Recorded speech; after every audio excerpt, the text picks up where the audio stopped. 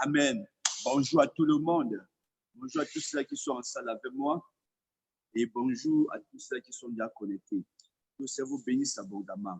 Alléluia. Gloire à Dieu. Gloire à Dieu. Nous allons prier, nous allons nous exhorter aujourd'hui, bien-aimés, combattre jusqu'à entrer dans notre bénédiction, jusqu'à entrer dans notre bénédiction, dans ce que le Seigneur nous a réservé. Alléluia. Je veux dire à quelqu'un ce matin que Dieu ne va jamais t'envoyer dans un endroit qui n'est pas habité. Dieu ne va jamais te dire, te montrer la bénédiction quelque part où tu ne vas pas combattre pour entrer dans cette bénédiction-là. Il ne va jamais t'établir dans un endroit qui n'est pas habité. Alléluia. Chaque fois que Dieu t'envoie quelque part, sûrement, il y a quelque chose à faire. Il y a quelque chose à faire pour entrer dans cette bénédiction-là. Même si Dieu t'envoie vers quelqu'un, il faut prier, il faut prendre le temps pour prier, pour que la personne soit à la disposition pour pouvoir te bénir. Alléluia. Je vais vous conter une histoire. Un jour, mon leader, il reçoit un coup de fil. Et la personne lui appelle que, s'il te plaît, viens, j'ai disposé de l'argent pour toi ce matin-ci. Et il nous dit que son dernier 10 000 qu'il avait, il a donné à la famille que bon préparait avec j'arrive. Et il a allé. Il s'est assis, la personne a bien sorti, l'argent sera posé. Pendant qu'il était en train de causer, il y a quelqu'un qui l'a énervé. Il s'est tellement énervé qu'il a repris l'argent, l'a mis dans la bouche, il a dit non, que je suis dans cet état, c'est un peu plus rien traité, plus rien traité. Il a dit à mon leader que range. Et après, il n'a plus appelé. Vous comprenez ça? Et c'était fini. Et puis, à l'heure où il nous contait cette histoire, la personne ne lui avait jamais pu donner cet argent-là. Mais l'argent était devant lui. Il ne sait pas ce qui s'est passé. Et la personne n'a plus l'argent à la bouche. Tellement énervé. Donc, quand le Seigneur te dit, va à tel endroit, je vais te bénir, bien-aimé. Il faut comprendre que quand Dieu t'a parlé, tu n'as pas été aussi là pour comprendre ça. Même les démons ont compris. Le diable a compris qu'il t'a parlé. Et il ne suffit pas au diable d'avoir même 1 heure de temps, ou bien 2 heures de temps pour faire quelque chose. 1 seconde, 1 dièse, le diable peut faire quelque chose contre toi. Alléluia. Gloire à Dieu. Nous allons lire dans 2 Samuel 5. Dans 2 Samuel 5, à partir du verset 5 jusqu'au verset 6. 2 Samuel 5, à partir du verset 5 jusqu'au verset 6.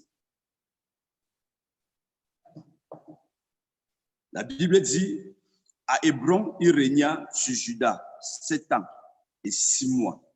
Et à Jérusalem, il régna 33 ans sur tout Israël et Juda. Le roi marcha avec ses gens sur Jérusalem contre les Jébusiens, habitants du pays. Il dit à David, tu n'entreras point ici, car les aveugles et même les boiteux te repousseront. Ce qui voulait dire, David n'entrera point ici. Mais David s'empara de la forteresse de Sion. C'est là la cité de David. Alléluia. Gloire à Dieu. Le peuple d'Israël vivait déjà en Israël. Au temps de Josué, ils ont combattu. Ils ont combattu pour s'établir. Le territoire était grand. Mais la ville dans laquelle Dieu avait choisi d'établir son nom, le grand Jérusalem, où le temple du Seigneur devrait être construit, était habité par les Jébusiens. Quand David devient roi, il veut s'emparer de cet endroit. Vous savez pourquoi les Jébusiens ont dit, même s'ils sont les aveugles, ils sont repoussés, même les boiteux, des personnes, des malades vont te repousser. Pourquoi? Parce que depuis le temps de Josué, personne n'avait réussi à prendre Jérusalem. Ils ont vu les Israéliens, ils connaissaient les stratégies de guerre. Comment est-ce que les Israéliens combattent? Ils connaissaient leur puissance. Ils connaissaient même leur Dieu. Ils connaissaient ce que Dieu d'Israël avait fait. Il a fendu la mer, c'est bien. Il a fendu le Jourdain, c'est bien. Il a livré des rois, c'est bien. Mais Jérusalem était resté entre les mains des Jébusiens. Et c'est dans cette ville que Dieu avait choisi d'établir son nom. La capitale d'Israël était Jérusalem. Mais depuis des siècles, personne n'avait réussi à gagner Jérusalem. Quand David s'est levé, les gars ont dit, même les aveugles vont te repousser. Alléluia. Même les aveugles vont te repousser. Cependant, c'est à Jérusalem que Dieu veut établir David. C'est à Jérusalem que Dieu veut établir un bon nombre de choses. Et c'est de Jérusalem que Dieu voulait faire la capitale d'Israël. Est-ce que je comprends très bien? Bien-aimé, je vais te dire ce matin, quand Dieu te dit, je vais te bénir, je t'ai béni, une prophétie sort à ton endroit, tu te lèves dans la prière, tu ne dors pas. Alléluia. C'est bien d'entendre que non, je vais te donner telle et telle et telle chose. C'est bien d'entendre que je t'ai élevé. C'est bien d'entendre que je t'ai établi. Frère, quand une parole comme ça sort, tu dois t'élever dans la prière jusqu'à voir la chose s'accomplir. Alléluia. Est-ce que je comprends très bien? Est-ce que je comprends très bien? David s'est levé contre Jérusalem. Il n'a pas eu peur. Il s'est fortifié. Il s'est levé contre Jérusalem. Il a arraché Jérusalem entre les mains des Jébusiens. Il établit sa cité à Jérusalem.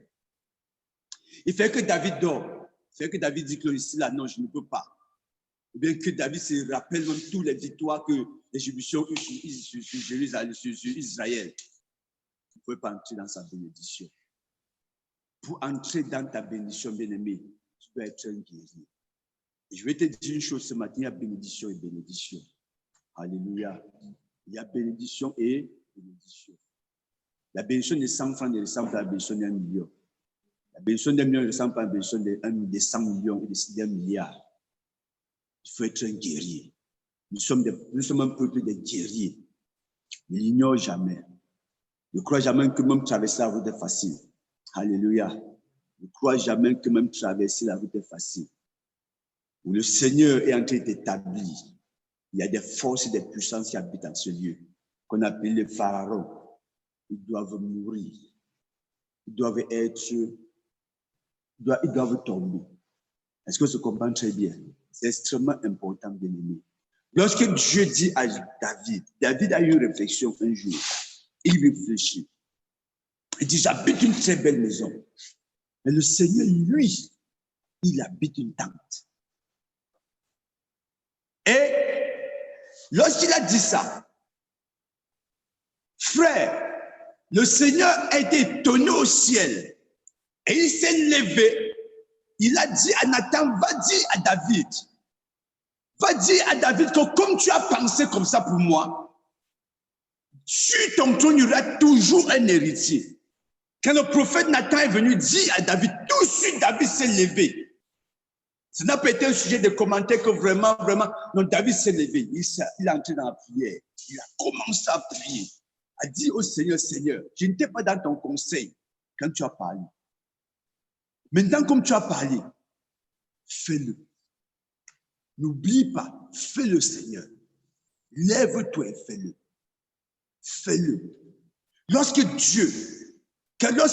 Paul est en train d'aller tuer les disciples, sur le chemin, il rencontre Jésus, il tombe.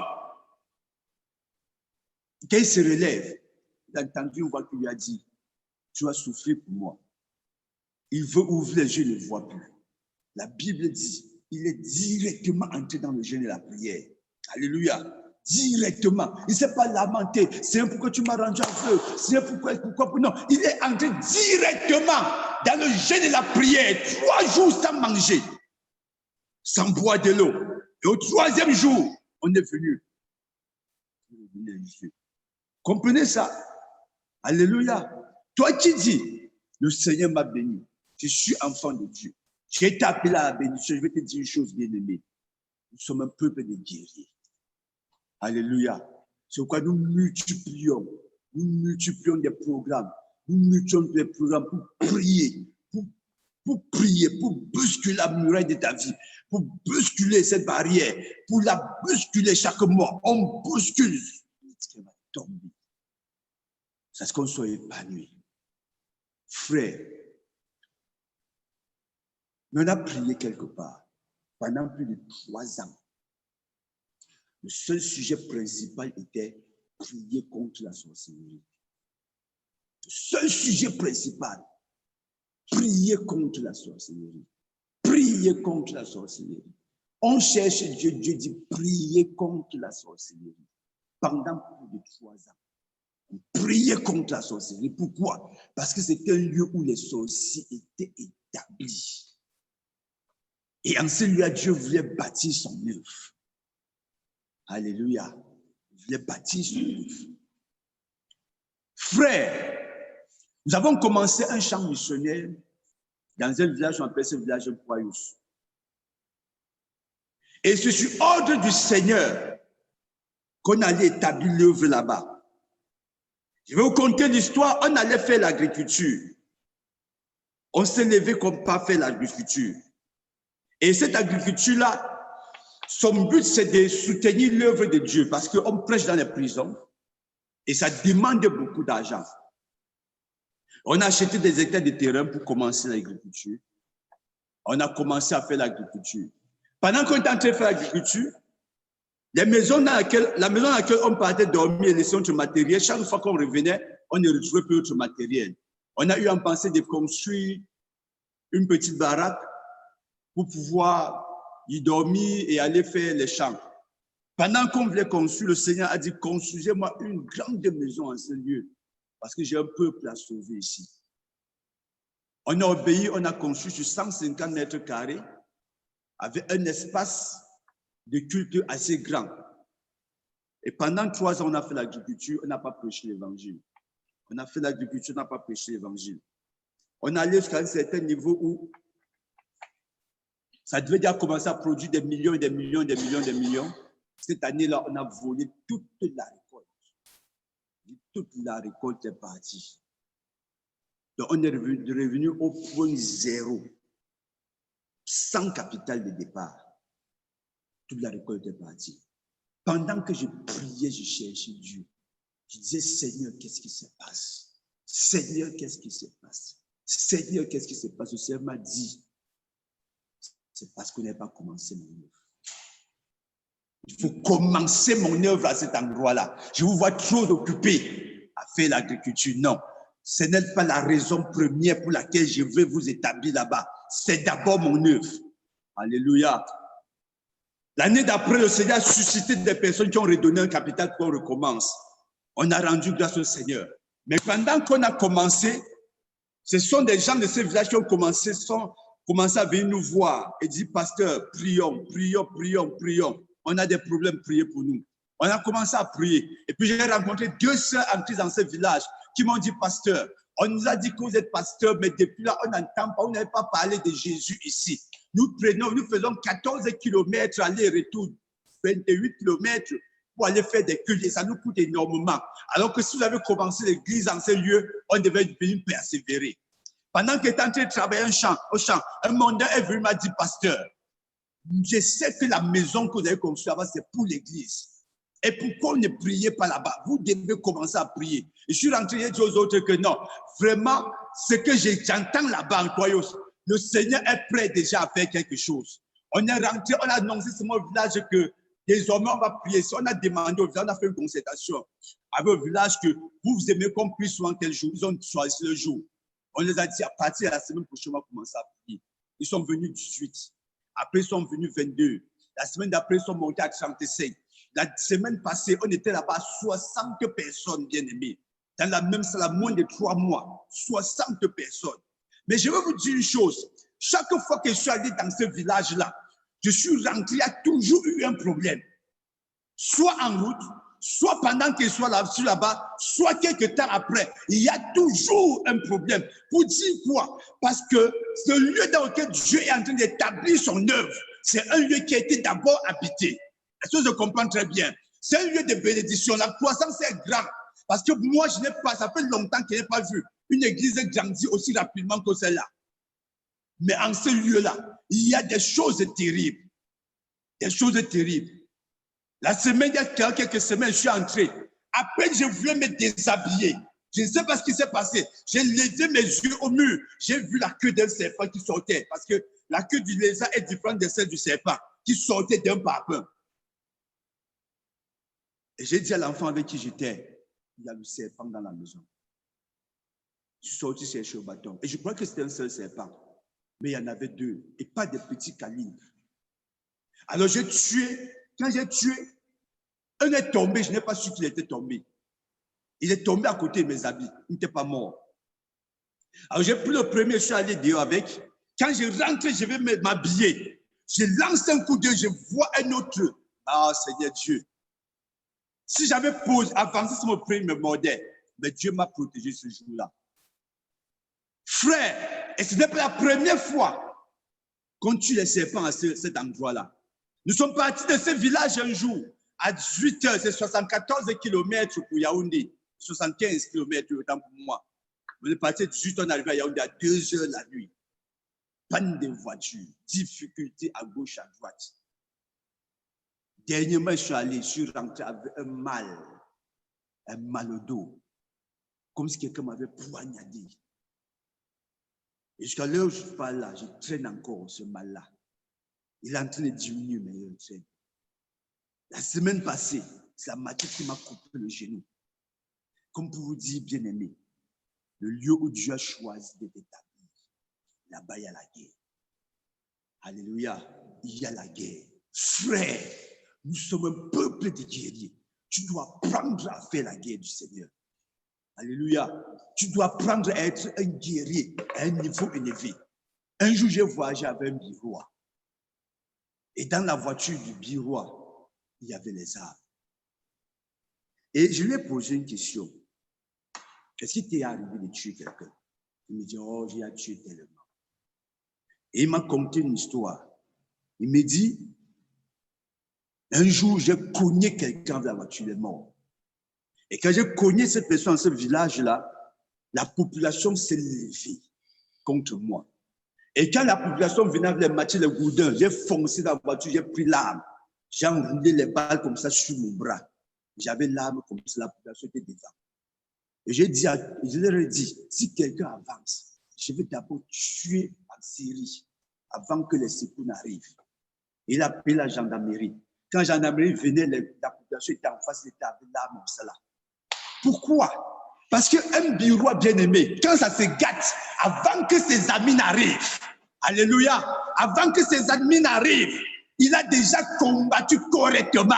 Il a fait la guerre correctement. Alléluia. Avant d'appeler ton pasteur, frère, avant d'appeler ton ami un dirigeant, il faut être capable d'avoir fait la guerre à un niveau élevé. Et ça, je comprends très bien. Ce n'est pas que non, dès qu'il y a un petit show, pasteur, il y a ceci, j'ai encore eu mal à la tête aujourd'hui, j'ai eu mal au dos aujourd'hui, j'ai encore fait comme ça. Non, et avant que tu l'appelles, il faut être capable, bien-aimé, de mener la bataille à un niveau élevé. Ça, je comprends très bien. De mener la bataille à un niveau élevé, de combattre à un niveau élevé.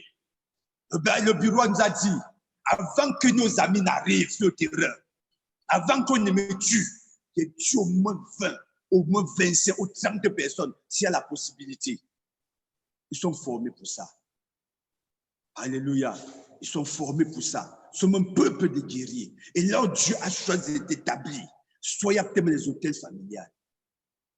Il y a peut-être des démons à ce lieu, des sorciers en ce lieu. C'est un peu comme le miel, bien-aimé. Pour prendre le miel, il faut passer par les abeilles. Alléluia. Ça a été établi comme ça. Dieu a dit au peuple d'Israël, la génération qui n'a pas connu la guerre, et je le mène comme ça, il faut qu'ils apprennent la guerre. Parce que de génération en génération, nous sommes un peuple de guerriers, nous sommes des conquérants. Ça a commencé avec Abraham. Quitte ta patrie et va dans une patrie dans laquelle je vais t'établir. Alléluia. Gloire à Dieu. Gloire à Dieu. Ça se comprend très bien. Tu ne comprends pas ce principe-là. Tu vas croire que tu es un homme maudit. Tu n'es pas maudit. Tu n'es même pas maudit. Tu es même trop béni, même alors. Tu es trop béni, exagérément béni. Je dis toujours à chaque enfant de Dieu que chaque enfant de Dieu est un milliardaire. Alléluia. Est un milliardaire. C'est à toi de savoir, un multimilliardaire, c'est à toi de savoir comment faire pour que le milliard arrive. Et quand tu pries, bien-aimé, les forces qui sont établies s'élèvent contre toi. C'est pourquoi, vous allez voir, quand vous prenez un programme de prière, quand vous prenez un temps de prière, c'est encore plus difficile, frère. Vous priez, ça devient plus difficile. Ça devient plus compliqué. Ça devient plus compliqué. Pourquoi? Parce que les forces qui étaient établies là, frère, ils se sont levés en guerre contre toi. C'est le signe de la bénédiction, la difficulté, bien-aimé. C'est le signe de la bénédiction. Et aussi grande que Dieu une guerre. Aussi longtemps que Dieu une guerre. Frère, c'est parce que la bénédiction qui va sortir là, elle est très grande. Alléluia. Elle est comment? Elle est très grande. Qu'il y a une épreuve dure longtemps, bien-aimé, c'est parce que la bénédiction qui va sortir de là sera grande. Est-ce que je comprends très bien? Elle sera grande. Et c'est à toi de comprendre ce principe-là. C'est à toi de comprendre qu'ici, c'est dur parce que Dieu veut m'élever. C'est dur parce que Dieu veut m'établir. Je marche à pied, je marche avec les chaussures trouées, je marche avec les habits qui se déchirent sur moi parce que Dieu est en train de m'établir. Alors là, Dieu n'a pas besoin de personnes qui pleurent. Dieu a besoin de personnes qui se tiennent et disent, Seigneur, je connais le pouvoir et l'onction que tu as déposé sur moi. Et cette guerre-là, nous allons la remporter. Nous allons avoir la victoire. Alléluia. Nous allons avoir la victoire. Est-ce que je comprends très bien? Frère, quel est le pharaon qui est établi sur ta bénédiction? À Jérusalem, c'était Jébuchien qui était là. Qui est le pharaon qui est établi sur ta bénédiction? Qui est le pharaon qui est établi sur ta bénédiction? Un jour, j'ai fait un rêve. Et pendant que je fais ce rêve, il y a ça quelques années, je vois Dieu en train de donner l'ordre à quelqu'un de me donner l'argent. Alléluia. Et comme l'un ne se lève pas pour partir à quelqu'un, Dieu m'a dit que tu me donnes l'argent. Alléluia. Vous savez, les sensibilités, les gens sont... On ne peut pas dire, il ne faut pas lever et dire à quelqu'un, Dieu m'a dit de te dire de me donner l'argent, frère. Si Dieu l'a payé, il doit payer dans son cœur. Vous savez combien de mois ça a pris de prière, ça a pris? Il se lève. Ça a pris 3 mois de prière. Il dit, tous les jours, je priais. Que Seigneur, si tu m'as montré, il doit se lever. 3 mois de prière. Au 3e mois, il s'est levé, il m'a donné cet argent-là. Comprenez ça? Est-ce que je comprends très bien? Alléluia. Gloire à Dieu. Gloire à Dieu. Frère, il y a quelqu'un qui a dit, vous aimez trop dire au nom de Jésus. Le Satan, diable pas. Vous aimez trop dire, vous aimez trop dire. N'est pourtant pas adorer le Seigneur bien-aimé au ciel. Hein? On aura l'adoration à tous les niveaux. On adore le Seigneur sur la terre, mais nous savons que la guerre du Seigneur, elle est là. Je suis un adorateur bien-aimé. J'adore le Seigneur, mais je ne finis pas un moment de prière sans dire au nom de Jésus, de telle puissance, de ceci, dégage devant moi. Avant que tu ne te lèves, ils se sont déjà établis. Il a compliqué ta journée. Sérieusement compliqué ta journée. Alléluia. Nous allons prier, bien-aimés.